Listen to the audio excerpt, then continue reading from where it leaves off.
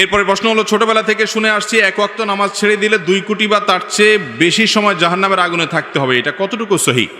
ভাই, এই মর্মে একটা কথা আপনারা ছোটবেলা থেকে শুনে আসছেন, আমরাও সবাই শুনে আসছি, সেটা হলো এক ওয়াক্ত নামাজ কাজা করলে, এক ওয়াক্ত নামাজ না পড়লে তাহলে সেই ক্ষেত্রে 2,88,00,000 বছর জাহান্নামের আগুনে পোড়াইতে হবে, এক ওয়াক্ত নামাজ কাজার কারণে, ছাড়ার কারণে।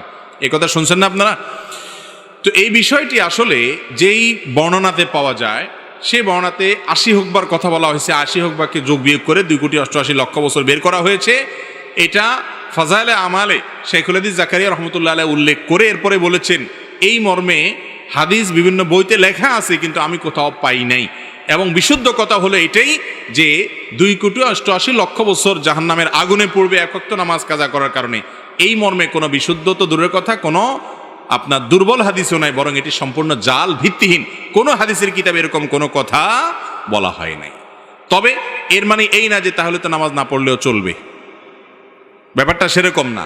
নামাজ না পড়লে জাহান্নামে অবশ্যই যেতে হবে, তবে সংখ্যাটা কি হবে, এর বেশিও হতে পারে, এর কমও হতে পারে। আযাবের সংখ্যাটা এরকম ফিক্স যে সংখ্যা এখানে বলা আছে এরকমটি হাদিসে বর্ণিত হয় নাই, এর চেয়ে বেশিও হতে পারে, কমও হতে পারে। জাহান্নামে যাওয়ার মৌলিক একটা কারণ হলো নামাজ ত্যাগ করা।